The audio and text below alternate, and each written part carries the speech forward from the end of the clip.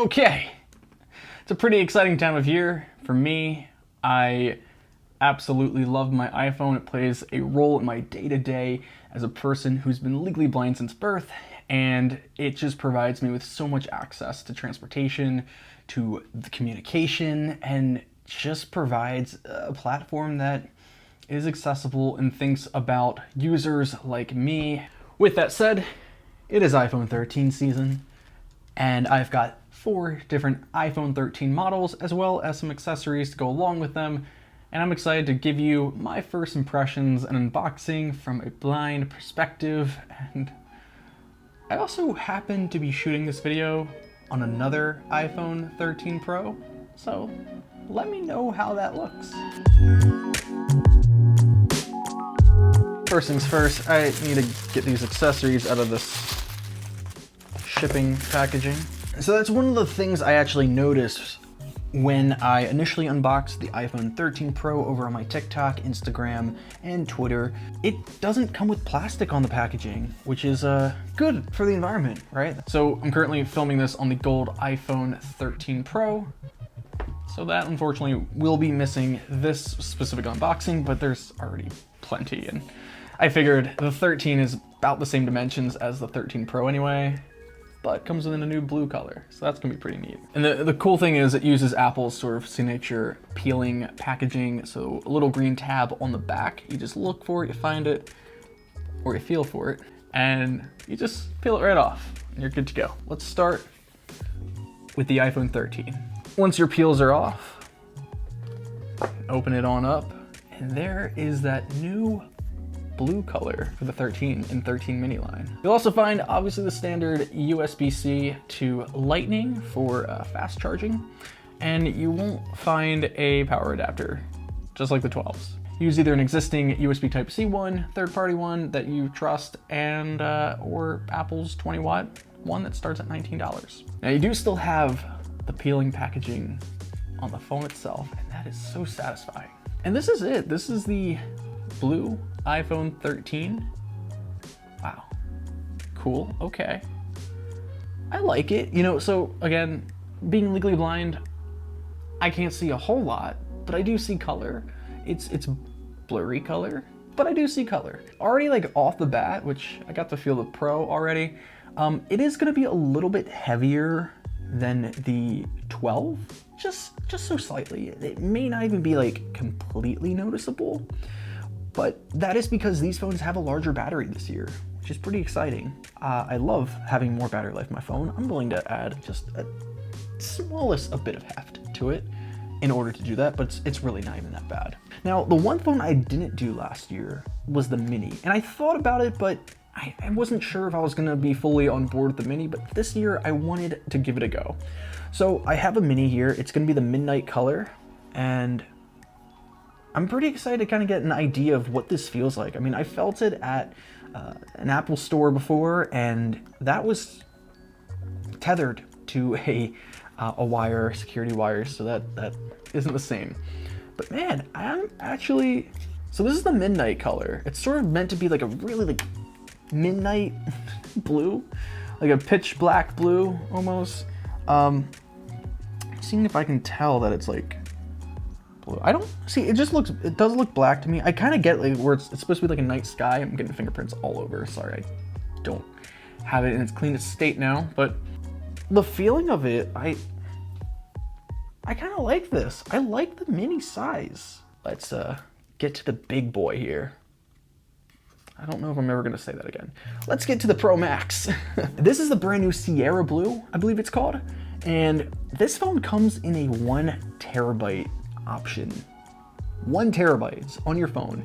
Now, if you are shooting video, like I am here, you might wanna be shooting in ProRes video.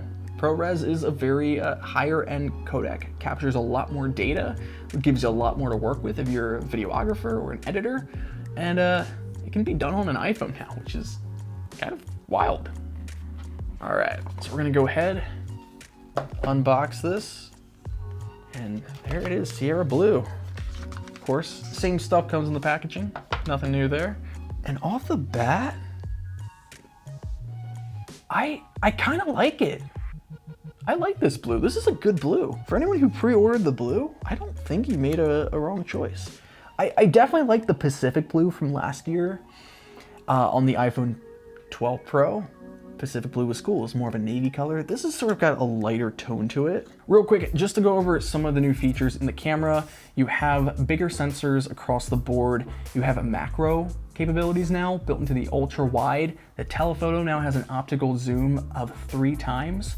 And cinematic mode, which is what I'm shooting with this, which is sort of like an automatic software-enabled focus racking. It's also adding better depth of field behind me, which is quite amazing for sensors this tiny on a mobile device like this. Now, of course, it's using software to create that, and it's quite impressive from what I've been able to make out, but you tell me if the blur in the background looks too artificial or if it looks pretty genuine. I'm curious. With the Pro Max here, I'm gonna go ahead and turn this phone on, and we're gonna go through the iOS 15 setup together with accessibility. So I've had a little bit of time with iOS 15, runs pretty well thus far for me. Some new accessibility customization and options are also included, and live text is just an overall like premier feature on iOS 15, and live text in a way is a lot of just visually impaired accessibility that's existed for a few years, but now just implemented on a system level. And it works really well, and it's great, and I'm glad that everyone can benefit from it because it's just such a innovative tool using OCR on a system level like that, with basically a computer with a full-on nice array of cameras. It's greeting us. What I'm gonna do now is triple click the side button. It's gonna introduce VoiceOver to us. Here it can go over some of the gestures for VoiceOver. I've talked about this in previous videos, so I don't think it's too necessary, but all you have to really keep in mind is VoiceOver is like an overlay. It's a different way to interact with your device, and it has a cursor, and that cursor is when you tap on something, isn't going to activate it, but rather it's going to read what it is to you, or what it says. And you just double tap to then interact with it. And you can move that cursor by swiping left or right, and it will move around the screen, or you can take your finger and drag around. Especially if you have muscle memory, which I do, of using this device every day. English. Sounds good to me. Quick start. Set up manually. It may take a few minutes to activate your iPhone. Continue. Face ID. Heading. Face ID. Not much has changed here. In fact, the notch is apparently a little bit smaller. I don't know if that's going to matter to me. I don't think it's going to matter to most people because it's still very much there. Continue. But animation of a head gently moving. Get started. Cool. Get started. Position your face within the frame. Head position correctly. Starting first scan. Move 67 100% completed. First Face ID scan complete. Continue. One of the things I do love about VoiceOver and other screen readers on other platforms is that they've evolved to incorporate haptics, and that just gives me more reassurance that my inputs are being pressed or that my cursor is moving. Continue. Cool. It's just confirming things with me. Continue. Looks like it even switched to dark mode, which maybe it knew that I liked dark mode or preferred dark mode because I choose dark mode on every other device. Step 1 of 5. Say Hey Siri into your iPhone. Siri is ready. Continue. Welcome to iPhone. All right, we're in. We got to the new iPhone, and it usually resprings once you kind of get to this screen here, especially if you've maybe had some accessibility features enabled. Unlock once again. Weather. And we're in. Step calendar. So that's how I get through and set up a new iPhone, but let's go ahead and just check out some of these accessories real quick. These are pretty easy to pop open. So they sent me like a midnight leather case for the Pro Max, I think. I think this is midnight. I mean, I'm sure it says it somewhere. In fact, you know what? Let's take this opportunity and try out this new feature, live text, on the iPhone. 8 Viewfinder. Focus unlocked. Image. Okay. So, Computer monitor. Desk. because I do want to know what color this is, it's actually going to say it on the box, on the back, and I know where that label is. I can feel that sticker. So I'm going to go ahead and open up the camera app, 8:51 p.m. and we're going to go ahead and try Zero live camera. text. Take picture. Allow while using. Yes, Allow while you can camera. use my location for Take photos. picture. That is fine. Button. Take picture. Take picture? Cool. Text Alright. detected. Detect selected. Apple MM1R3ZM/A iPhone 13 Pro Max leather case midnight. It is midnight. It found the text, it found it, and it was able to highlight it and make it like selectable. So it's using OCR technology, which is basically taking real world. It could even be handwritten, which is kind of amazing for something like this, or some, you know, more funky fonts. And it can just find the text and right there in your Photos app. It even works when you're using apps outside of just the Photos app. So you can find images in your email, you can find them online or in other apps, or just screenshot something and then have it OCR that through the Photos app. There's things in the real world all the time that I just can't identify. I don't know what it says. So being able to use this sort of technology right there on my phone, right in my pocket, and have it just read it to me, such as signage, or menus at restaurants, this is huge. This is like such a game changer. And I know there's apps that have existed, I've used them in the past, but just having it in my filmmaking tool, again, as a filmmaker who is severely visually impaired, being able to use the same thing that I will use as like my B camera, heck, even my A camera for some shoots. I mean, this one right here. When the iPhone 13 was announced, part of me was like kind of considering going the mini route. And you know, I'm even holding this Pro model and it's quite big. So like I'm like torn. I don't know if I want to continue and try with the Pro Max in this case, or even go down to something as small as the mini. Part of my reasoning was I kind of just wanted to use my phone less, but Apple's making it quite hard with all these really new compelling camera features. So the new leather MagSafe case, the Midnight one, go ahead and pop that right into here. Hear a little sound. There's an animation I think going on as well, because it uses near field communication with the device. Now that's pretty cool. Apple makes pretty good quality cases. There's plenty of options out there though, of course.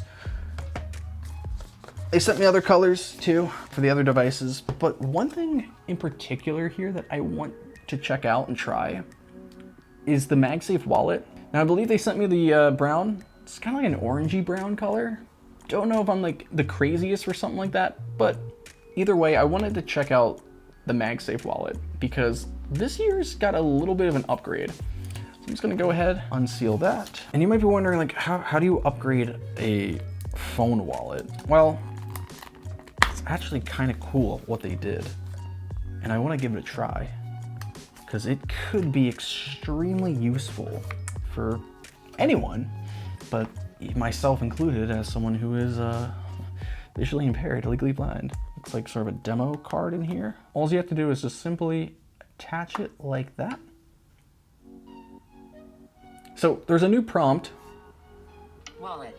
that comes up because there is something in this wallet that lets it communicate with your iPhone and the Find My network. So as cool as AirTags are, and you know, I recommend maybe getting some kind of accessory for your existing wallet to maybe put an AirTag in it, I can add this wallet to Find My. So it's adding it to my Find My right now. Close. This will allow you to locate this Rath's wallet. Use the rotor to access points of interest.